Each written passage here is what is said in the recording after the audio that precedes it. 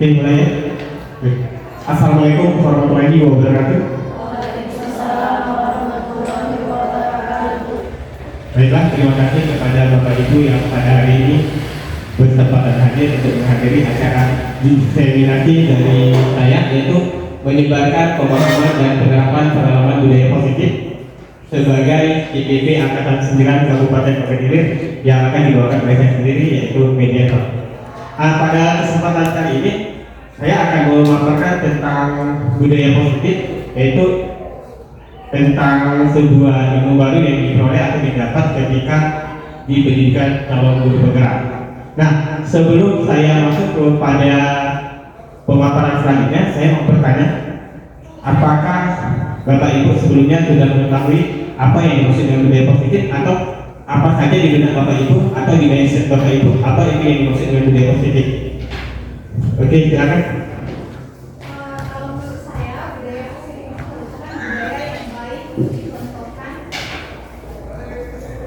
Kalau menurut saya itu untuk budaya positif merupakan budaya atau kebaikan yang bisa kita ambil dan bisa kita terapkan di dalam kehidupan sehari-hari. Misalnya contohnya itu kalau kita sebagai guru kita bisa menerapkan kita dulu yang harus datang lebih awal ya, supaya yang lain baik siswa dan guru yang lain kita menjadi contoh. Selain itu kita juga bisa menerapkan 5S senyum sapa untuk siswa. Jadi siswa itu juga bisa mengikuti budaya positif yang telah kita terapkan dalam kehidupan sehari-hari.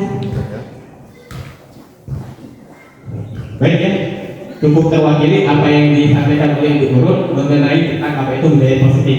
Karena nanti budaya positif ini artinya kegiatan-kegiatan apa yang ada di dalam sekolah. Nah, ketika pemahaman penyebaran yang namanya budaya positif ini itu bukan hanya akan disebarkan kepada guru, namun juga kepada seluruh warga sekolah. Baik, sekarang akan saya tampilkan di slide berikutnya. Ini konsep inti dari budaya positif. Pertama adalah perubahan paradigma belajar, kemudian disiplin positif, nilai-nilai kebajikan, kebutuhan dasar manusia, motivasi perilaku manusia, posisi kontrol guru, keyakinan kelas, dan segitiga instruksi. Ini adalah budaya positif yang inti yang akan kita bahas. Nah, selanjutnya di sini adalah pembelajaran dan paradigma baru.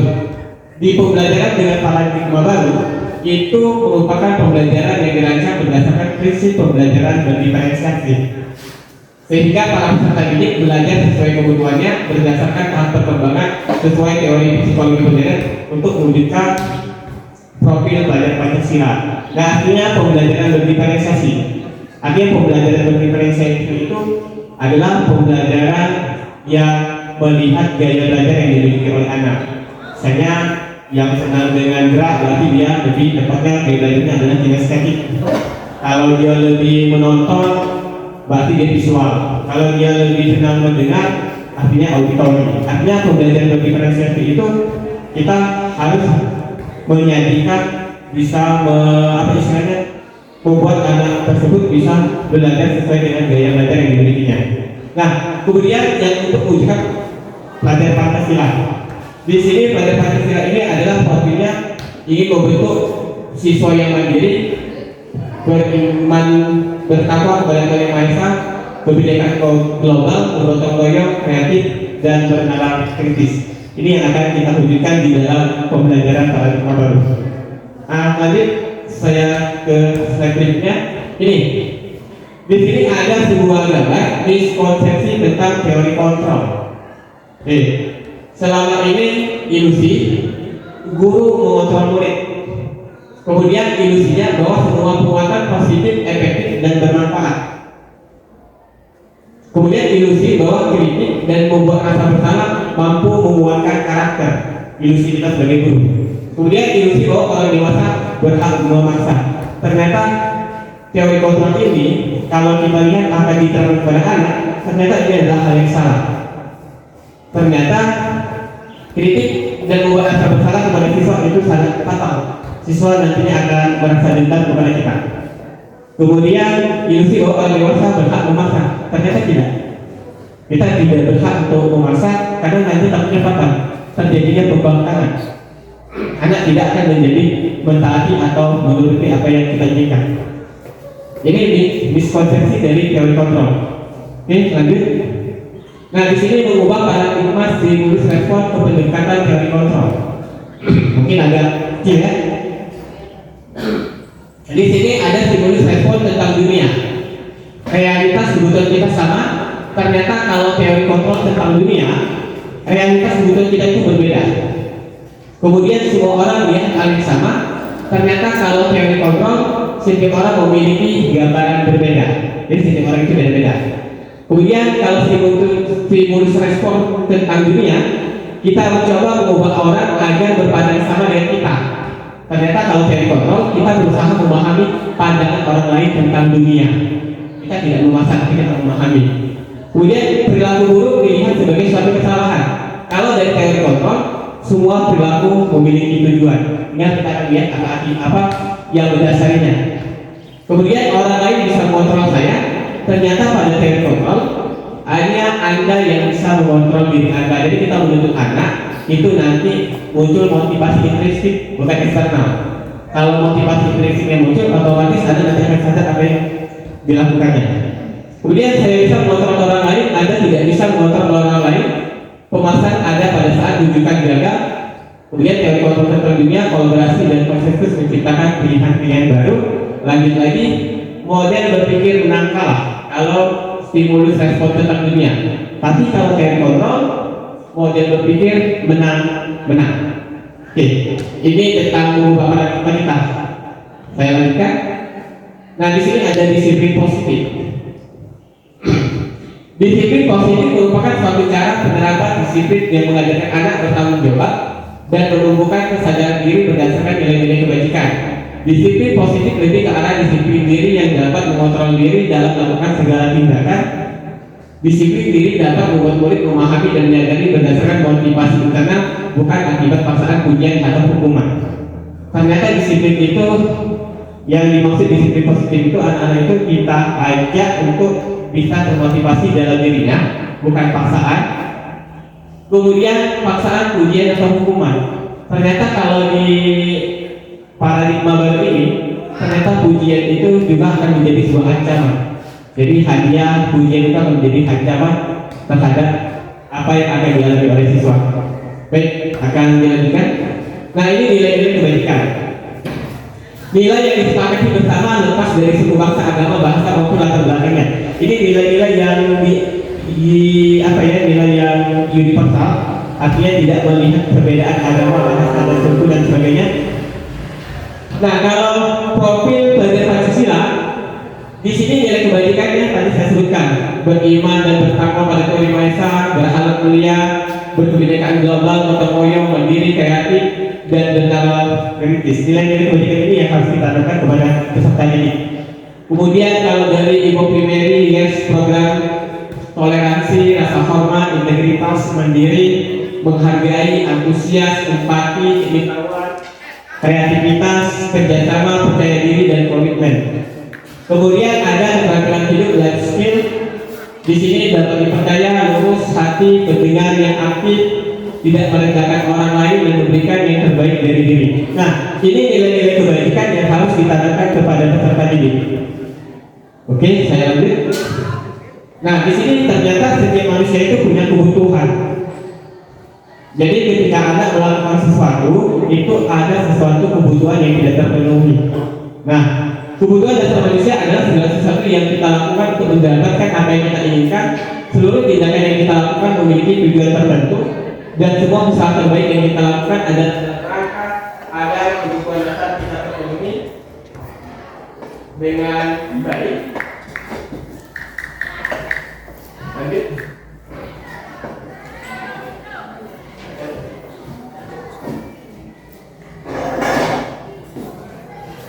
Di sini ternyata manusia itu punya 5 kebutuhan dasar.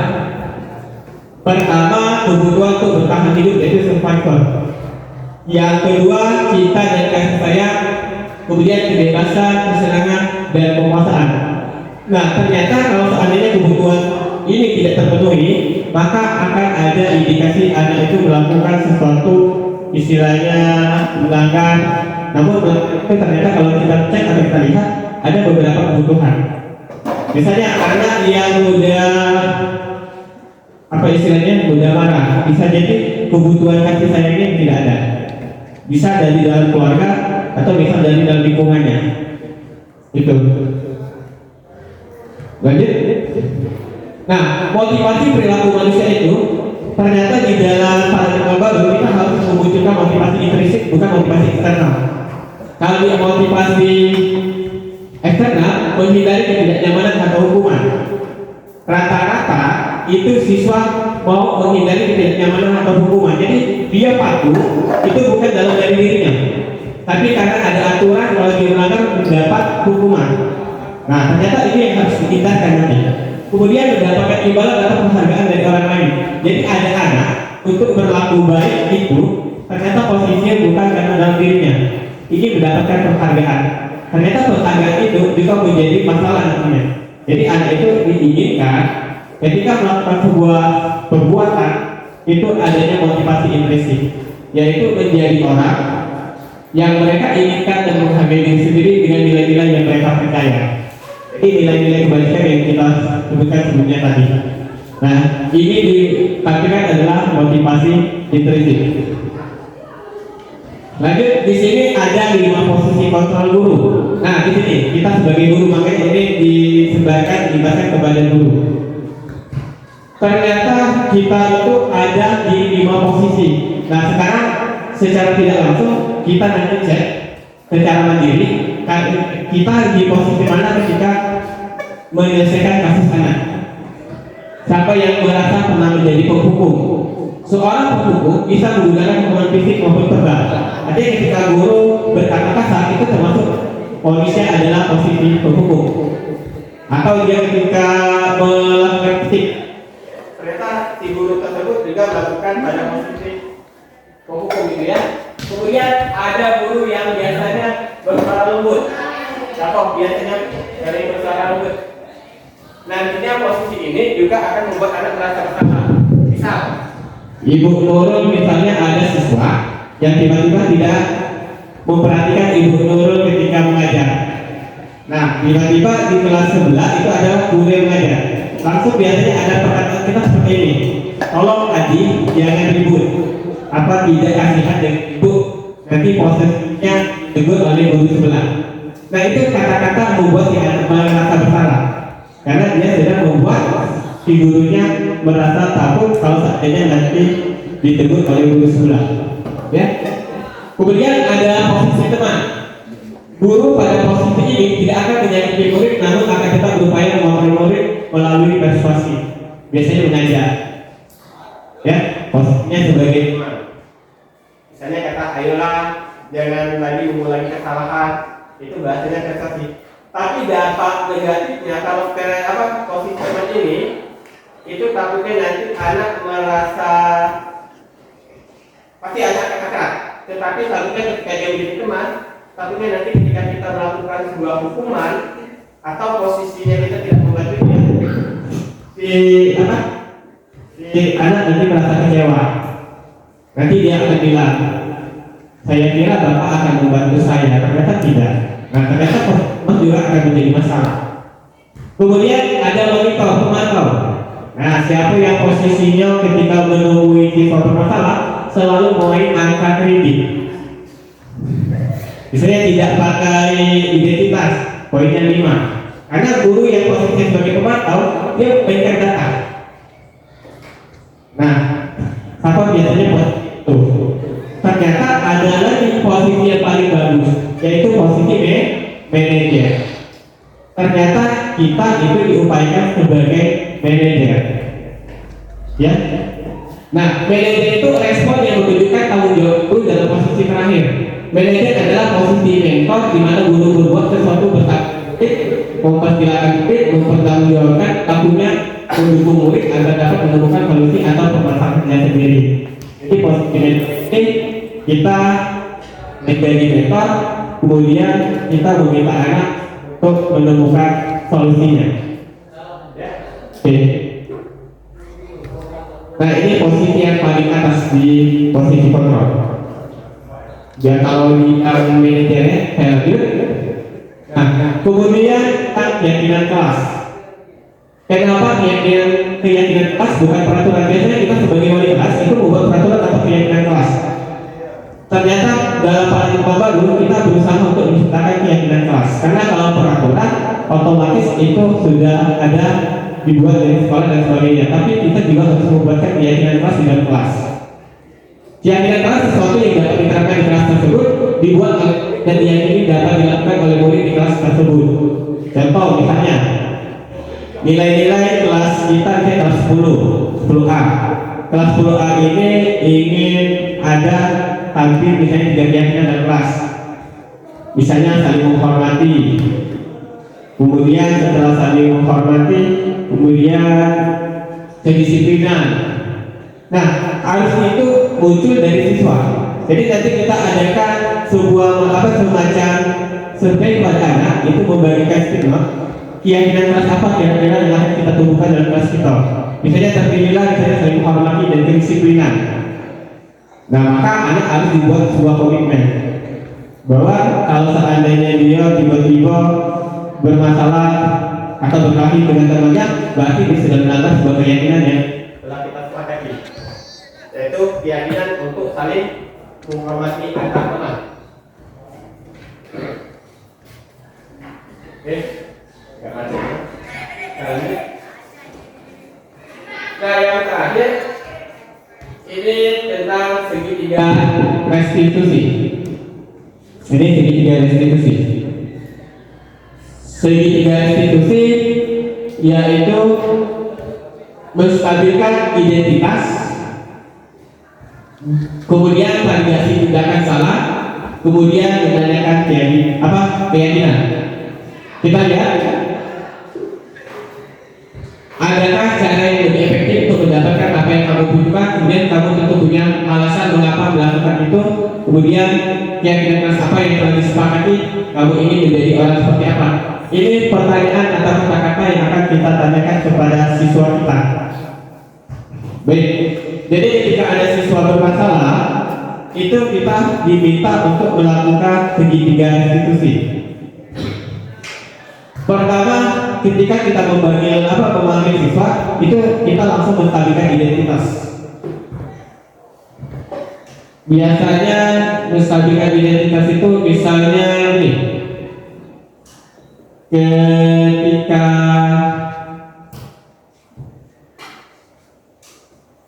ketika anak berkelahi dipanggil dan kita sebagai guru untuk menanyakan kenapa dia berkelahi. Kita stabilkan dulu. Kemudian nanti ada di posisinya validasi tindakan yang salah. Maka muncullah pertanyaan. Tanyakan alasannya. Mengapa melakukan itu? Itu artinya termasuk validasi tindakan yang salah. Kemudian setelah kita tanya punya alasan mengapa melakukan itu, pasti dijawabnya karena misalnya si Adi mencontek, ya. Kemudian adakah cara yang lebih efektif untuk mendapatkan apa yang kamu butuhkan? Maksudnya apa? Oke, kita tanya. Misalnya di peserta identitas, saya mendengar kita panggil Adi. Tadi saya mendengar kamu tadi berkelahi dengan Rino. Oke, itu posisinya menstabilkan identitas. Kemudian validasi tindakan yang salah. Apa alasan kamu melakukan hal tersebut? Ya, alasannya karena dia si Adi mencontek pekerjaannya. Kemudian adakah cara yang lebih? Kemudian kita bertanya pada keyakinan kelas, ya, adakah cara yang lebih efektif untuk mendapatkan apa yang kamu butuhkan?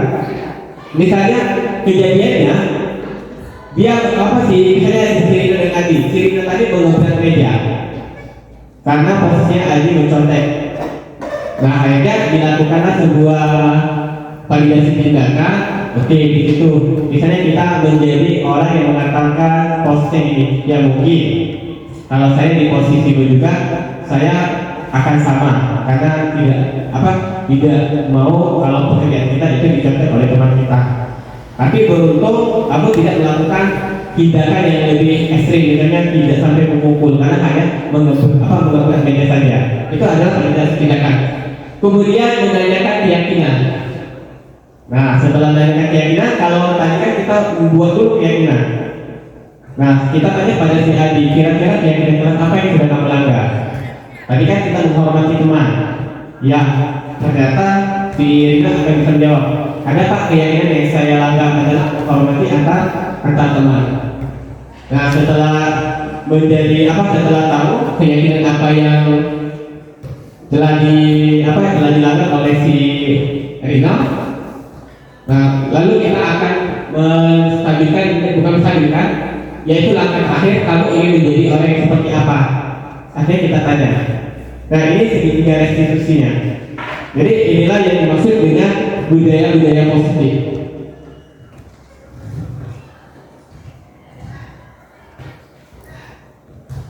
Oke. Nah, jadi keterkaitan antara segitiga restitusi itu nanti keterkaitan dalam posisi kontrol.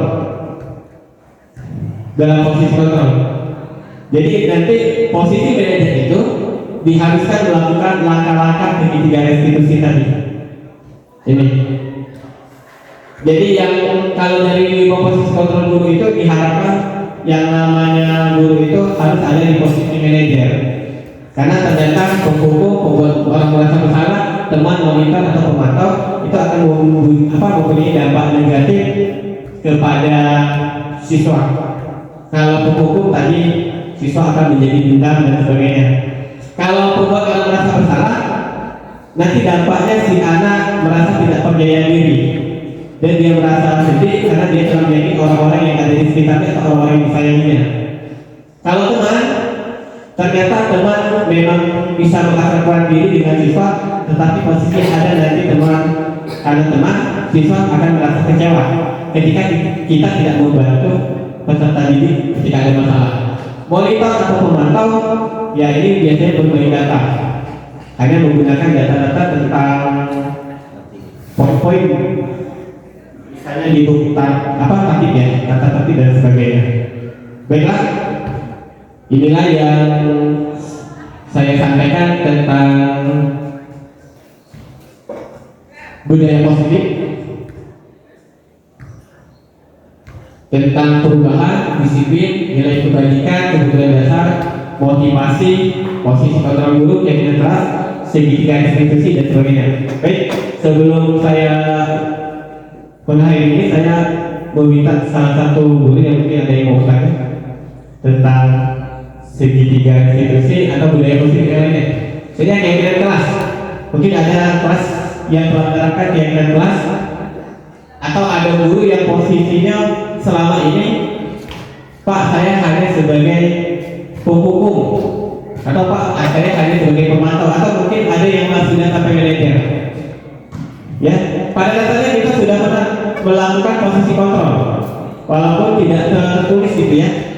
Mungkin pernah sebagai teman, memanggil anak itu sebagai teman, atau pembuat merasa bersalah dan sebagainya. Oke, dulu.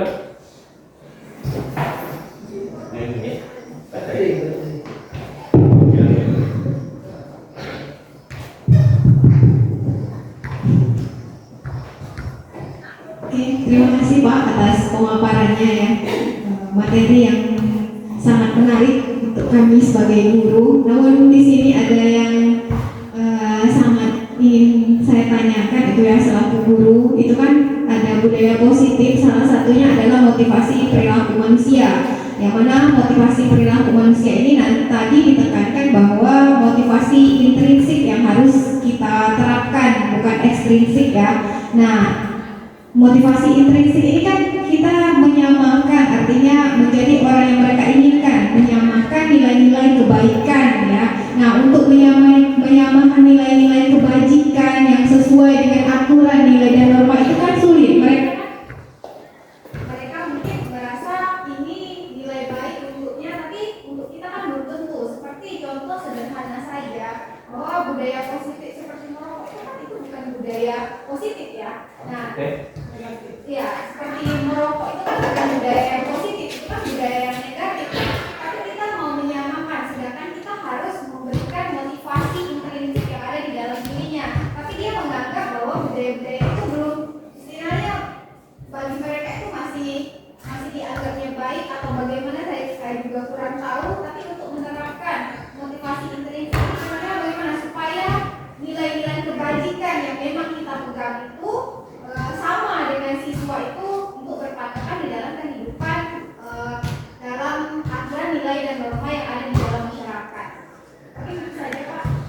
Oke.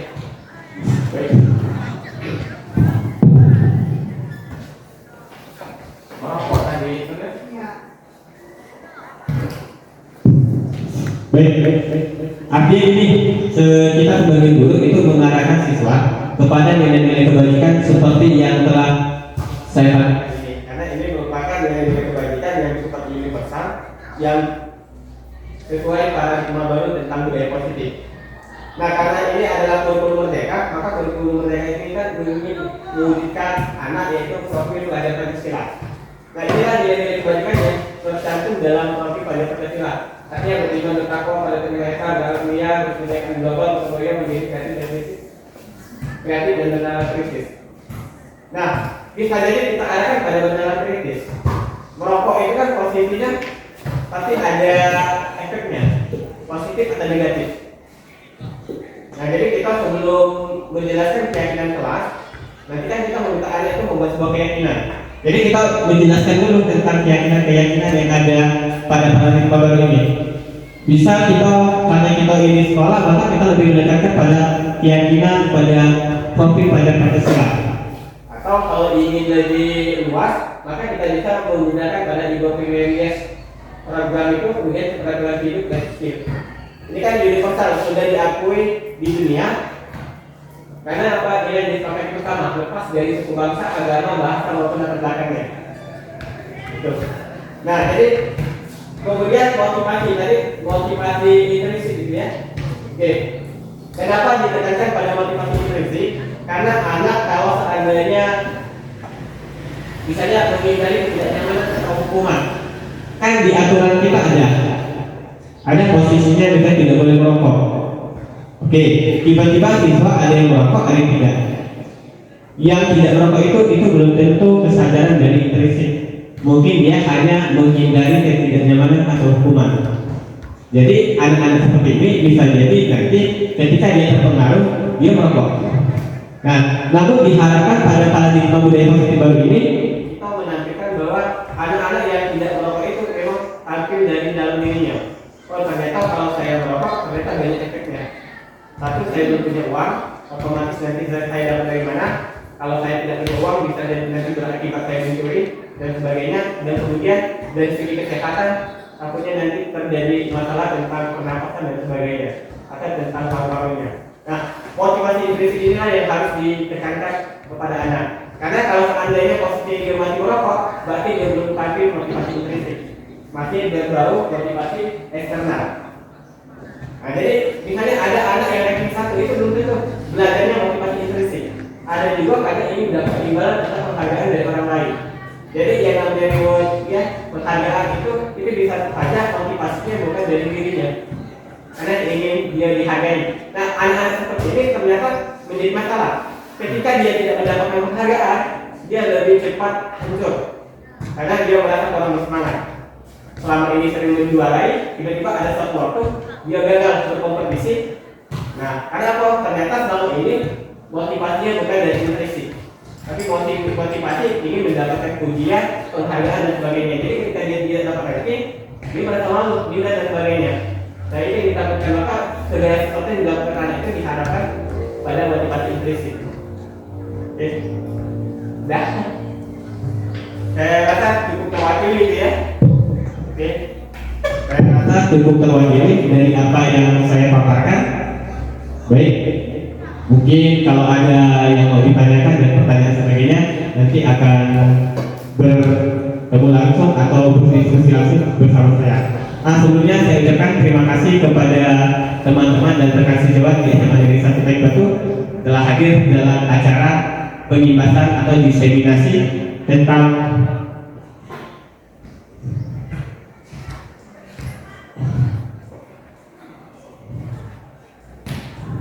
tentang menyebarkan pemahaman dan penerapan pengalaman budaya positif. Semoga dari materi ini dapat menjadikan sebuah menjadikan sebuah inspirasi bagi kita sehingga kita bisa mengikuti atau menerapkan tentang pembelajaran budaya positif ini. Baik, lebih dan kurangnya saya ucapkan terima kasih. Baiklah Bapak Ibu, berikut akan saya tampilkan penerapan budaya positif yang pernah saya lakukan. Baiklah, marilah kita tonton bersama. Yang telah dibuat oleh pendahulunya, salah satu ini Pak Adi.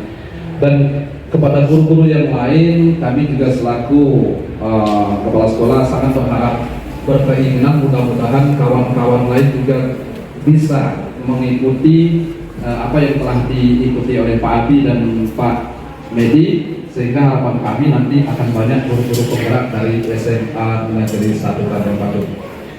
Bapak Ibu saya hormati, saya sangat mensupport kegiatan ini. Kemarin Pak Agus kami juga minta maaf waktu seminar awal, kebenaran kami delegasikan Pak Abi untuk menggantikan kami, bukan berarti saya kurang support dari kegiatan Pak Medi, bukan. Tapi kebenaran waktu itu kami ada kegiatan yang tidak bisa ditinggalkan, maka kami wakilkan ke wakil kurikulum kami. Insya Allah nanti di seminar akhirnya seperti yang dilakukan oleh Pak Adi kemarin kami datang. Jadi kami sangat berharap Pak Agus jangan bosan-bosan, jangan jenuh-jenuh untuk membimbing Pak Medi. Harapan kami nanti beli apa loh, zaman kemarau ini susah beli salak ikan tapati, beli sanyaga di Sukarami. Agar kegiatan ini menjadi berkah di hati, terimalah salam dari kami. Assalamualaikum warahmatullahi wabarakatuh. Waalaikumsalam warahmatullahi wabarakatuh. Alhamdulillahirabbil alamin wa bihi nasta'in wa ala umuri dunya waddin. Assalatu wassalamu ala asrofil anbiya'i wal mursalin sayyidina wa maulana Muhammadin. Asyhadu an la ilaha illallah wahdahu la syarika lah wa anna Muhammadan abduhu wa rasuluh. Allahumma shalli wa sallim ala sayyidina Muhammad wa ala sayyidina wa maulana Muhammad. Yang terhormat Bapak Kepala Sekolah, saya terima kasih atas sambutannya tadi, juga telah bersedia hadir bersama kami di sini, Bapak. Yang saya hormati Ibu dan Bapak guru serta tenaga pendidikan SMA Negeri 1 Tanjung Batu. Juga tak lupa yang saya hormati, ketika kemarau datang membayar, asap, api dan abu seolah menjadi teman sejati. Karena tak kenal maka tak sayang, izinkan saya memperkenalkan diri. Saya Agus Dianto, seperti saya sampaikan tadi, saya adalah pengajar praktik dari Pak Widianto. Tempat tugas itu ada di SD Negeri 04 Kota Panjang. Mungkin Bapak dan Ibu langsung bertanya-tanya dalam hati. Guru SD jadi pendamping belajar, rekan belajar calon guru penggerak dari SMA. Jadi pada intinya Pak izin menyampaikan bahwa di program pendidikan guru penggerak ini kita tidak fokus kepada materi, tapi fokus kepada bagaimana menjadikan guru penggerak ini seorang pemimpin pembelajaran seperti itu. Oke, kita langsung ke kegiatan. Jadi Pak Kepala Sekolah, terima kasih sekali lagi Pak Kepala.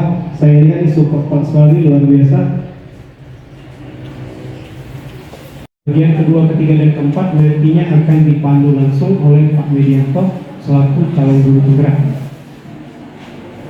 Ibu dan Bapak Kepala Sekolah dan Bapak Kepala Sekolah dan Ibu Bapak Guru sekalian, dalam proses pendidikan CGP Pak Medianto ini telah belajar membuat visi dirinya sebagai pendidik. Kalau kita 1.3 benar Pak Media di modul 1.3, proses ini diharapkan menjadi dasar untuk mengembangkan visi sekolah yang berpihak pada murid. Jadi diskusi hari ini merupakan bagian dari proses belajar CGP untuk memfasilitasi visi atau cita-cita sekolah ini untuk murid bersama rekan sejawat dan kepala sekolah. Meskipun menjadi bagian dari proses belajar CGP, namun kita harapkan proses diskusi ini menjadi refleksi bersama terhadap visi sekolah tempat Ibu dan Bapak sekarang bertugas. Sehingga saya berharap nantinya semua yang ada di sini, Ibu dan Bapak sekalian, dapat terlibat aktif dalam proses diskusi ini. Apalagi saya tadi mendengar langsung support. Dengan salam hormat dan terima kasih kepada Kepala Sekolah Bapak Yarma, kemudian para wakil yang telah hadir di acara pendampingan kedua kali ini, dan kemudian saya ucapkan juga terima kasih kepada rekan-rekan dan teman sejawat yang pada hari ini juga hadir untuk membantu saya dalam melakukan refleksi tentang visi guru penggerak. Baiklah, pada hari ini dan tidak lupa juga saya ucapkan terima kasih kepada Pak Agus Bianto yang selalu mendampingi kami nanti sampai ke yang bisa dikatakan sampai selesai, karena beliau akan mendampingi dalam calon guru penggerak di angkatan 9 tahun 2023 ini. Nah, di sini saya akan menyampaikan tentang pembuatan atau refleksi dari visi. Jadi nanti di situ sudah saya bagikan tentang kalimat umpang yang akan kita isi. Namun sebelum saya akan masuk pada pembuatan visi tersebut, di sini saya akan menampilkan terlebih dahulu apa yang menjadi tugas saya ketika diberikan oleh seorang fasilitator untuk membuat sebuah visi. Dan visi ini adalah bukan berarti kita dituntut untuk menjadi seorang kepala sekolah, tapi setelah saya mempelajari ketika saya ikut dalam pendidikan guru penggerak ini, ternyata ada suatu saatnya kita sebagai seorang guru itu harus punya istilahnya sikap dan sifat seorang manajemen. Artinya manajemen itu bukan hanya untuk kepala sekolah, tapi kita ada saatnya kita memberikan keputusan yang sifatnya bisa istilahnya seorang manajer yang bisa menyelesaikan sebuah permasalahan. Nah, ketika mendapat tugas tersebut, kami membuat sebuah visi di sini. Nah, di sini ternyata ketika membuat visi itu pada modul 1.3 itu ada penjelasan tentang inquiry apresiatif. Ternyata inquiry apresiatif ini adalah sebuah bentuk strategi perubahan yang sifatnya kolaboratif dan memiliki basis berupa kekuatan. Artinya ketika kita menyusun sebuah visi, itu kita harus tahu dulu kekuatan-kekuatan yang dimiliki oleh sekolah. Artinya kekuatan itu yang akan kita bangun dalam sebuah kolaboratif. Di sini ada kata-kata kolaboratif. Artinya sebuah visi untuk dibangun itu harus ada kerjasama. Artinya majunya sebuah sekolah, majunya sebuah organisasi itu tidak akan pernah sukses hanya oleh satu orang, tapi sebuah tim atau kolaboratif. Nah, di sini ternyata pendekatan inquiry apresiatif ini untuk mengidentifikasi hal baik yang ada di sekolah. Artinya kita gali apa yang baik, kemudian kita pertahankan dan selanjutnya kita munculkan dalam strategi yang tertuang nanti dalam sebuah visi. Lanjut, saya ke berikutnya. Ini karena video bukan, jadi saya agak. Oke. Nah, ternyata ketika kita menyusun sebuah visi, ada pendekatan inquiry apresiatif atau IA. Ternyata kita nanti akan melakukan yang namanya bagja. Bagja ini adalah manajemennya. Manajemen untuk melakukan sebuah perubahan. Bagja itu akronim dari B, itu buat pertanyaan utama, kemudian ambil pelajaran, G-nya gali mimpi, J nanti jabarkan rencana, dan A atur eksekusi. Jadi nanti akan berdampak pada nanti ketika pembuatan mengisi kalimat umpang. Oke. Ini saya tunggu. Oke.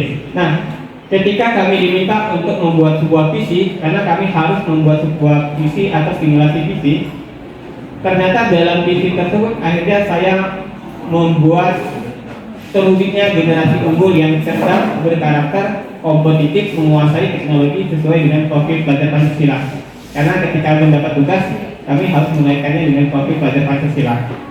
Nah, di situ ternyata ketika dari visi itu nanti akan ada prakarsa perubahan apa yang akan kita lakukan ketika terbentuk sebuah visi. Di sini ada sebuah prakarsa yang saya tampilkan. Oke. Di sini dari visi yang saya buat tadi itu saya menginginkan sebuah prakarsa. Jadi kami dituntut untuk membuat prakarsa perubahan dari fasilitator. Di situ saya menginginkan penguatan karakter profil pelajar Pancasila melalui digitalisasi dalam pembelajaran. Artinya digitalisasi dalam pembelajaran itu bukan kok anak itu harus membawa HP, tapi di dalam kegiatan pembelajaran kita yang namanya guru itu mengenakan anak-anak dalam aktivitas digitalisasi pembelajaran. Karena kita kenapa digitalisasi dalam pembelajaran itu harus ada? Karena sesuai dengan tuntutan zaman, terutama di zaman globalisasi, kita bukan lagi 4.0 tapi sudah 5.0 gitu ya. Nah, digitalisasi pembelajaran itu bukan kok menggunakan HP, tapi ketika dalam pembelajaran tersebut, apakah langkah utama untuk membiasakan pemanfaatan media digital dalam pembelajaran? Kemudian media dan platform apa saja yang bisa digunakan? Kemudian bagaimana menjaga keberlanjutan pemanfaatan media digital agar terus dapat dilaksanakan di dalam kelas? Lanjut, apa indikator keberhasilan bahwa digitalisasi dalam pembelajaran mampu menguatkan karakter profil pelajar Pancasila? Nah, di sini akan ada tindakannya yang saya buat, karena ketika itu kita dituntut untuk membuat sebuah simulasi di guru penggerak. Di sini akan ada tindakan yang akan kita lakukan. Pertama, menyusun perangkat pembelajaran baik itu RPP atau modul LKPD dan rubrik penilaian. Kemudian berkolaborasi dengan berbagai pihak untuk terlaksananya pembelajaran dengan baik. Kemudian mencari media yang sesuai dengan karakter peserta didik dan membuat portofolio digital tentang digitalisasi dalam pembelajaran yang sudah dilakukan. Kemudian setelah jabarkan rencana itu ada tahap terakhir, itu nanti ada yang namanya atur eksekusi. Artinya kita langsung melakukan eksekusi. Di sini muncul pertanyaan, siapa saja yang dilibatkan dalam penyusunan program digitalisasi pembelajaran untuk menguatkan karakter profil pelajar Pancasila? Lagi-lagi di sini siapa saja. Ketika berbicara siapa saja, artinya kita harus ada kolaborasi. Jadi profil, kalau saya lihat dalam kurikulum Merdeka ini, kemudian untuk menghidupkan atau menumbuhkan profil pelajar Pancasila, kolaborasi dan berbasis kekuatan itu selalu dimunculkan. Jadi tidak ada yang namanya jalan sendiri-sendiri, namun warga sekolah itu harus berkolaborasi karena pendekatan inter-inquiry apresiatif itu dia berbasis kekuatan, tapi berbasis kekuatan dia adanya kolaborasi. Kemudian muncul pertanyaan, siapa yang memonitor kegiatan agar pelaksanaan digitalisasi pembelajaran jika berjalan dengan baik dan konsisten? Nah, tindakan di sini akan muncul siapa yang memonitor, karena tidak mungkin program dibuat tapi ternyata pelaksanaannya tidak ada yang memonitor, artinya kita tidak bisa mengetahui atau mengukur berhasil atau tidaknya. Di sini muncul tindakan. Pertama, berkolaborasi dengan Bapak Kepala Sekolah, karena Bapak Kepala Sekolah sebagai penentu kebijakan dan rekan guru sebagai tim kerja. Kemudian sambutan pembuatan program kerja atau SOP-nya, di mana pemantauan dan membuat jadwal kegiatan pembelajaran yang memanfaatkan teknologi. Artinya ada yang bertanggung jawab dan ada SOP-nya nanti. Pihak-pihak apa saja yang akan melakukan pemantauan. Nah, jadi dari visi kami tadi, maka kami mewujudkan sebuah prakarsa perubahan. Dan prakarsa perubahan tadi kami tuangkan dalam Bagja. Ternyata apa? Ketika kami dikenalkan oleh Ibu Fafil tentang Bagja ini, ternyata betul. Kita kan selama ini kalau baca bisnis sudah hanya terbatas kata-kata. Tapi ketika kita tidak tahu apa isinya dan sebenarnya. Tapi ketika dibuat dalam bentuk Bagja, ternyata kita tahu, oh ternyata nanti ada pertanyaan yang muncul, kemudian jabarkan rencana, kemudian mimpi yang digali apa, kemudian bagaimana mengatur eksekusinya. Assalamualaikum warahmatullahi wabarakatuh. Waalaikumsalam. Terima kasih Pak Medi atas undangannya. Selamat datang. Jadi saya mencoba menjawab dari kertas dari Pak Medi. Kita memimpikan murid-murid yang menjawab, saya jawab yaitu cerdas, berdedikasi, berprestasi, dan memiliki sikap positif terhadap belajar serta masyarakat. Jadi bukan hanya teori saja, tapi untuk prakteknya juga seperti itu. Satu saja Pak Medi atau semua? Nanti kita akan berdiskusi apakah visi kita di sekolah yang saat ini itu selaras dengan cita-cita untuk murid. Kemudian kalau dia sudah selaras, maka kita akan lanjut kepada penyimpulan nanti.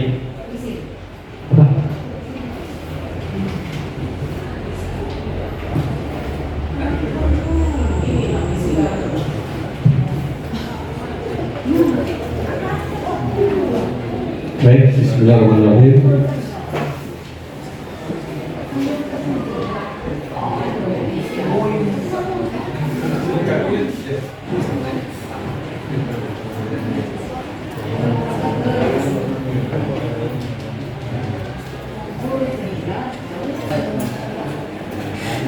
Jadi terima kasih atas kesempatan yang sudah diberikan kepada kami terkait dengan apa yang sudah dipaparkan oleh Pak Medi tentang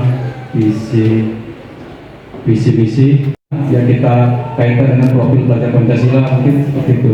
Nah, kami tadi mau temanya ke Pak Yarman, tapi lagu guru keluar. Tapi insya Allah nanti yang mungkin secara langsung akan kami sampaikan juga apa yang menjadi harapan kita semua terhadap pada hari ini. Nah, kemudian tentang literasi misalnya, jadi ya semua isu-isu tentang pendidikan ya, tentang pendidikan memang harus ya kita bagusnya memang harus kita masukkan dalam visi-misi sekolah. Jadi memang betul setiap tahun itu visi-misi sekolah itu memang harus didiskusikan secara kolaborasi sehingga menghasilkan ya apa memang visi-misi ini perlu dilakukan perubahan atau tidak. Jadi bagusnya memang setiap tahun itu ya ada perubahannya. Sebenarnya itu yang mau kami sampaikan. Jadi mungkin terkait dengan pengisian kalimat umpam itu tadi ya sudah ada panduan-panduannya di situ yang mungkin sumbang saran dari kita semua mungkin sangat diharapkan untuk menghasilkan satu visi-visi yang bagus. Menurut kami sebenarnya ingin mengaitkan dengan rapor pendidikan dan insya Allah nanti kami juga akan mendorong. Langsung nembak ke visi sekolah berapa Pak Amir? Jadi kalau sekolah kita kan memang sebenarnya sudah bagus sih, berakhlakul karimah gitu ya, dan unggul dalam prestasi. Kemarin rasanya waktu Pak Adi kemarin kita sudah menyelipkan kata-kata teknologi Pak Adi, waktu yang Pak Adi tahun kemarin Pak Adi ya. Tapi sekarang ini memang belum terupdate, belum berubah. Barat tahun kemarin kita ingat ya waktu Pak Adi kemarin yang belum penggerak, kita sudah memasukkan saat itu istilah menguasai IT waktu itu. Nah, kami rasa yang karena sekarang kita mau mengikuti sekarang, kalau kemarin kan memang belum muncul pelajar Pancasilanya Pak Adi ya. Sekarang kan kita diarahkan ke karakter profil pelajar Pancasila. Nah, jadi kami sebenarnya dari yang ada visi guru penggerak, mungkin yang kami agak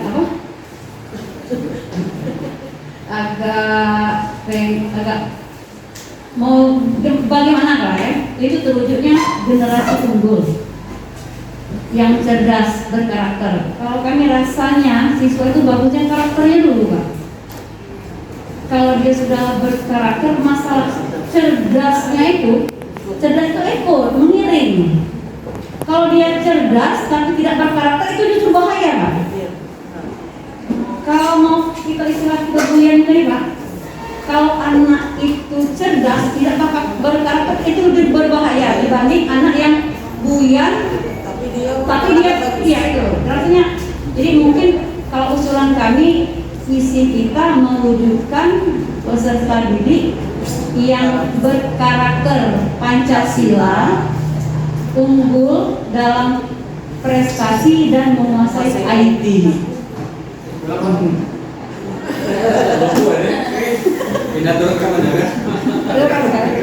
Mewujud, mungkin berbagi tiga kalimatnya ya, mewujudkan generasi yang berkarakter Pancasila, unggul dalam prestasi dan menguasai teknologi. Sebenarnya tak jauh dari di depan, tapi kami maunya karakter dulu, baru prestasi. Bukan prestasi dulu baru karakter. Mungkin itu, mungkin kawan-kawan yang lain ada yang menambahkan.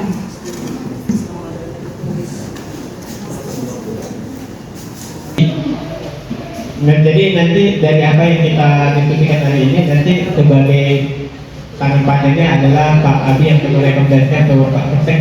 Pak Abi, oke. Baik teman-teman, saya akan mengulang kembali visi yang diinginkan dari yang dipaparkan oleh Bu Bibi. Beliau menginginkan bahwa mewujudkan generasi yang berkarakter Pancasila, kemudian unggul dalam prestasi dan menguasai teknologi. Jadi kalau dilihat dari visi yang dibuat dan diinginkan yang dimimpikan oleh Ibu ini, di situ sudah memuat profil pelajar Pancasilanya, kemudian sudah ada unsur teknologinya sebagai unsur yang akan mengikuti zaman. Nah, mungkin kita dengar dulu Pak dari anak-anak Pak. Ya, anak-anak tentang teknologi, butuhnya teknologi dan pembelajaran. istilahnya kan pasti ada keluhan kan, apa HP itu ada batasan, akhirnya kelompok-kelompok yang bawa HP tidak seluruhnya mungkin ya. Silakan para dari siswa. Apa media?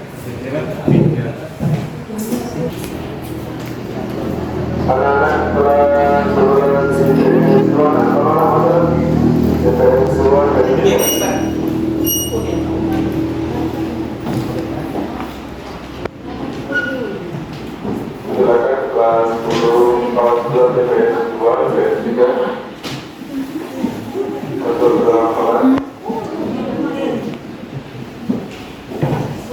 anak yang di bawah ini. Assalamualaikum warahmatullahi wabarakatuh. Sebelumnya terima kasih Pak Medi telah memberi kesempatan kami dan kepada Pak Agus, guru, Bapak atau Ibu guru, izinkan kami untuk menyampaikan kalimat berupa kita untuk murid.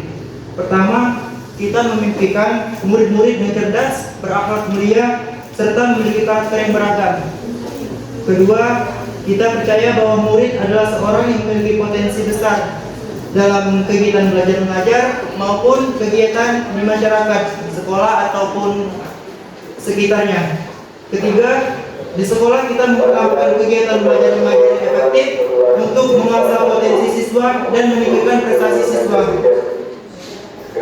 Keempat, murid di sekolah kita sadar betul bahwa setiap siswa maupun siswi memiliki prestasi yang beragam, baik akademik maupun non-akademik.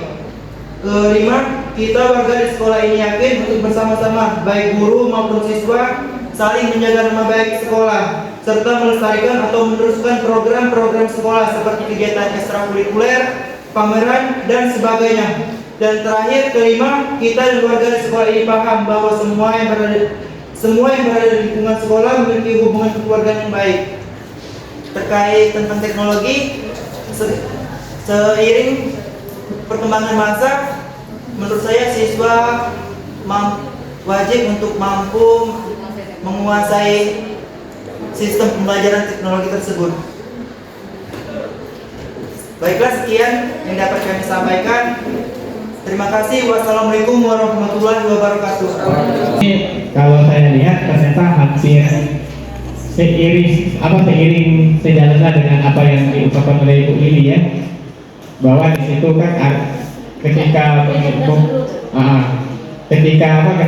perlu bahwa yang namanya teknologi seperti HP tadi itu kan divisi dari Ibu Lili sudah mencakup gitu tentang menguasai teknologi. Nah, jadi kita sudah mendengarkan kalimat rumpang yang diimpikan dari murid tadi diwakili oleh Ananda Raka, kemudian dari Bapak Ibu itu dari Ibu Lili. Di sini kalau Ibu Lili dia karakter dulu Bu Lili ya. Tadi kalau si dan Bu tadi dia cerdas dulu. Nah, tapi kalau kita lihat memang betul ternyata karakter itu memang yang paling utama. Istilahnya tampilan pertama. Tapi kan ketika tampilan pertama itu menggoda, baru orang tertarik untuk mengungkap kecerdasannya. Jadi mungkin penempatannya. Jadi yang selain selebihnya hampir sama, tapi hanya di karakter. Tapi kalau dilihat dari karakter cerdas, mungkin ya kita menginginkan murid kita yang punya karakter dulu. Percuma anak murid kita cerdas, tapi ketika karakternya kurang memiliki adab gitu ya. Jadi karakter karena penting di dalam visi kita untuk menjadikan murid seperti apa. Baik, mungkin ada dari Bapak, Pak Aldian, Pak Aan, secara garis besar sama saya enggak? Mungkin ada namanya jadi enggak dari sisi religiusnya, ya?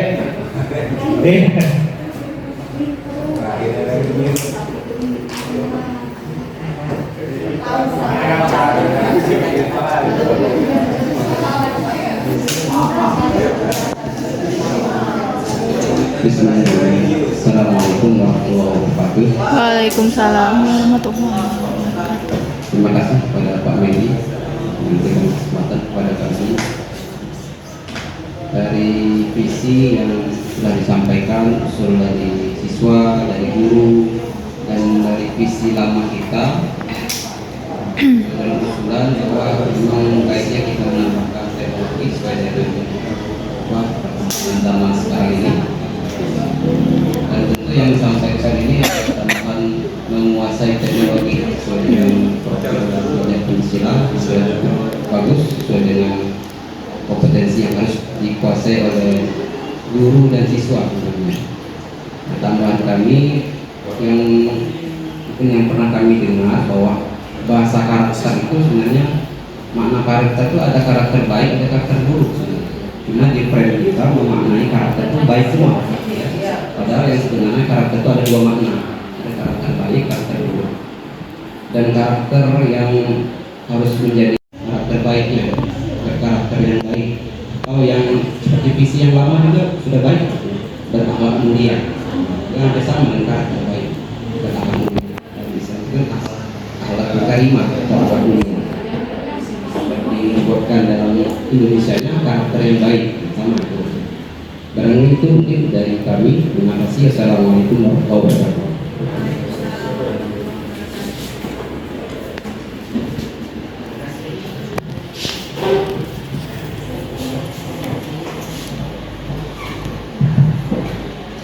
Ya baik Pak Medi, izin tambahkan lagi. Jadi alhamdulillah sudah ada beberapa usulan lah ya, usulan dari beberapa kawan ya, kawan biasanya itu terkait visi misi prakasa perubahan dari visi misi yang ada di SMA Bapak.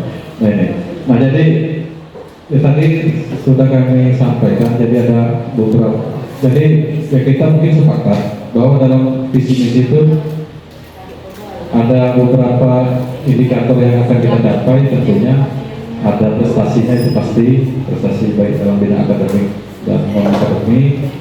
Kemudian ada profil pelajar Pancasilanya. Sebenarnya profil pelajar Pancasila itu kan nggak mesti harus secara faktual dicantumkan. Jadi elemen-elemen itu juga bisa. Seperti berakhlak karimah kan sudah masuk dalam elemen pelajar Pancasila sebenarnya. Iya, religiusnya itu. Ya. Kemudian mungkin ya banyak elemen-elemen yang lain ya. Jadi tidak mesti harus betul-betul tersurat dalam dalam visi misi.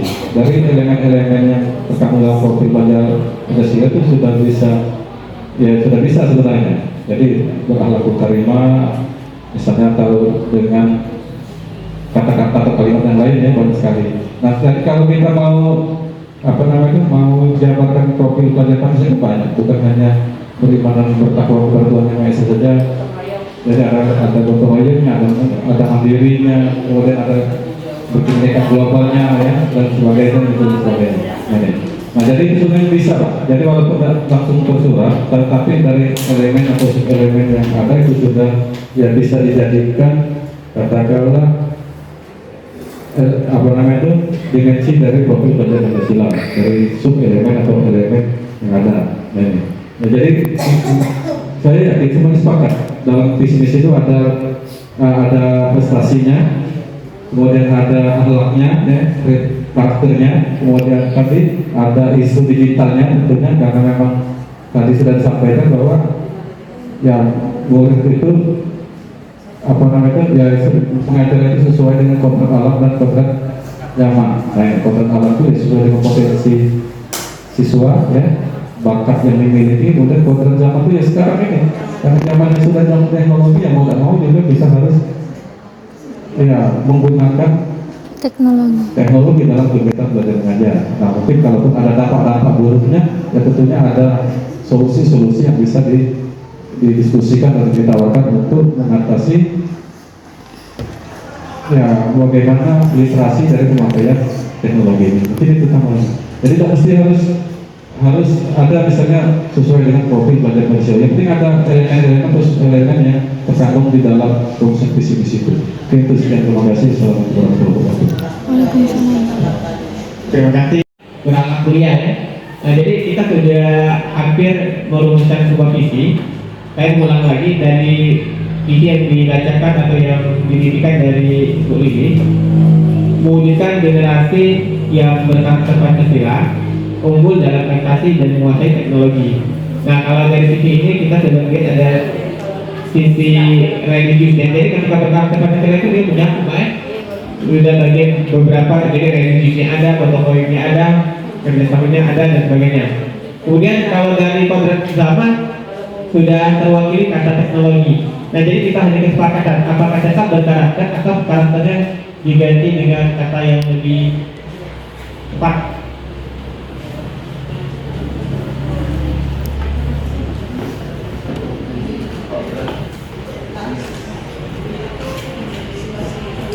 Ada masukan dari Ibu Lahana?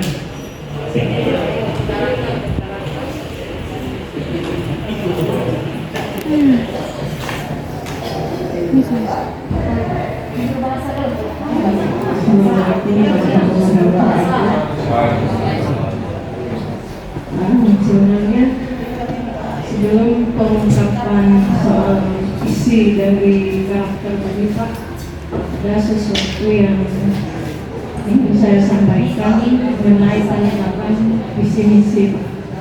Entah mungkin pengetahuan saya yang sudah diadu atau kurang mengikuti informasi, karena sepengetahuan saya untuk penetapan visi atau misi sekolah itu ditetapkan secara berkala.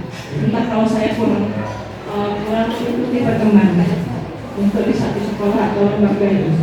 Jadi misalnya visi itu ditetapkan satu sekolah itu apakah 1 tahun sekali ataupun 2 tahun sekali di awal-awal semester. Nah, bukan berarti saya menolak untuk adanya perbaruan, tapi bukan berarti begitu ada. Kan guru penggerak ini Pak, materinya ada tentang visi misi. Artinya di satu seperti sekolah kita ini ditetapkan apakah penggantian itu, pembaharuan itu akan diadakan di awal atau 2 tahun sekali di secara berkala. Jadi maksud saya bukan berarti ketika ada calon guru penggerak dengan visi ini lalu visi kita berubah. Bukan berarti saya menolak itu. Saya di sini menyarankan apapun pembaharuan itu, apapun yang kita canangkan itu dijadikan wacana saja dulu. Jadi nanti Pak ditetapkan sesuai dengan penetapan di sekolah kita.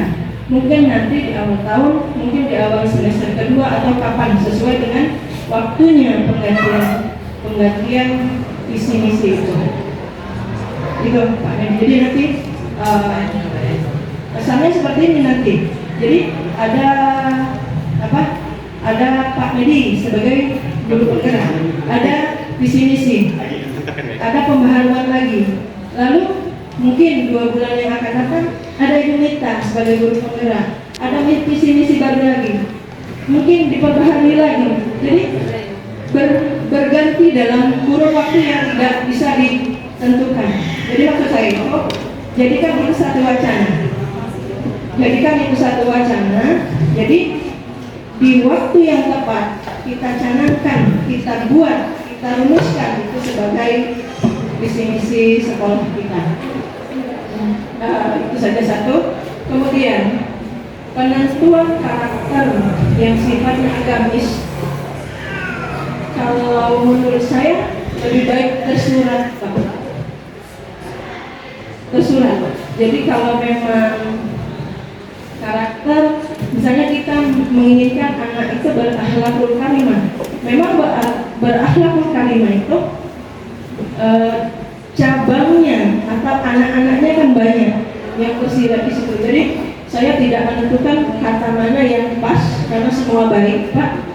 Nah, jadi di antara kata yang terpilih, cari, tentukan suatu kata yang kira-kira seluruh poin-poinnya tadi tergabung atau termasuk di dalam kata umum yang kita pilih untuk menentukan mungkin karakter, mungkin akhlakul karimah, mungkin tabiat, mungkin apa, mungkin sikap.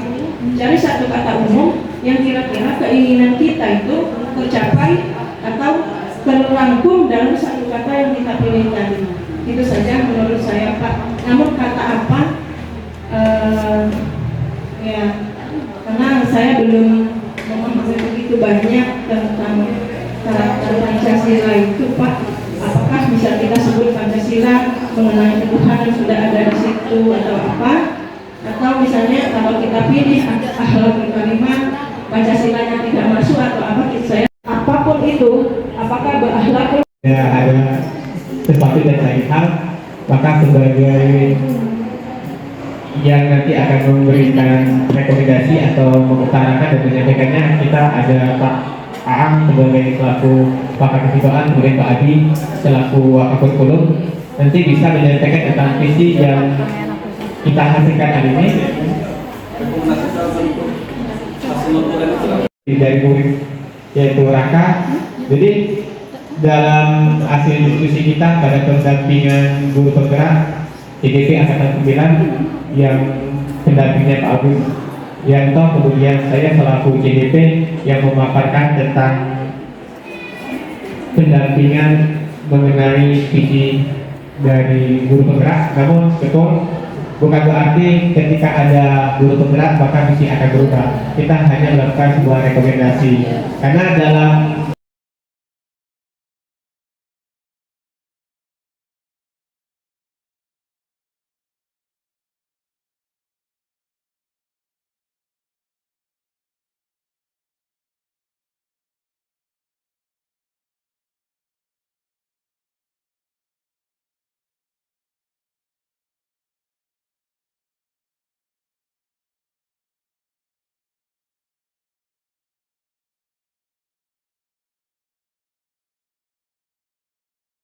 Akbar, tadi Bapak dengar laporan dari ketua kelas. Katanya kamu habis bertengkar ya dengan Rino?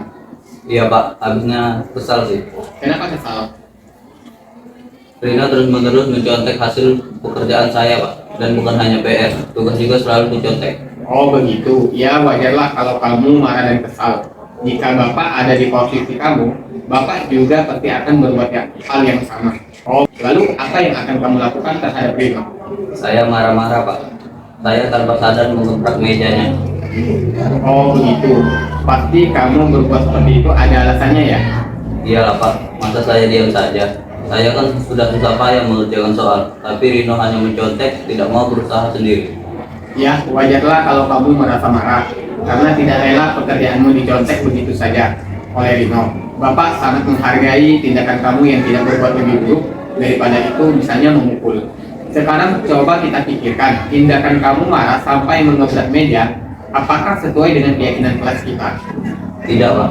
Menurut kamu keyakinan kelas apa yang sudah dilanggar? Saling menghormati antar teman.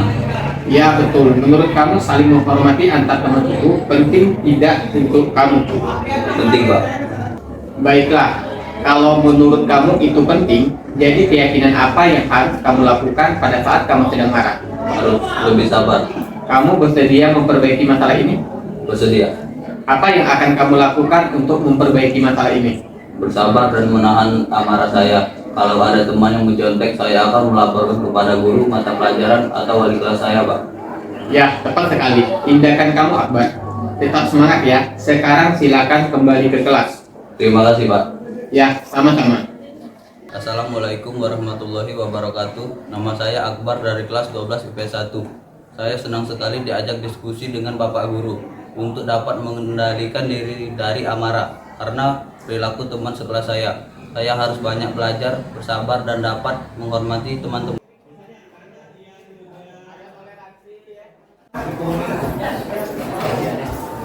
Oke, Pak. Kita lihat dari ini menurut kami tiga keyakinan ya. Tiga keyakinan yang kita anggap paling mendominasi. Pak.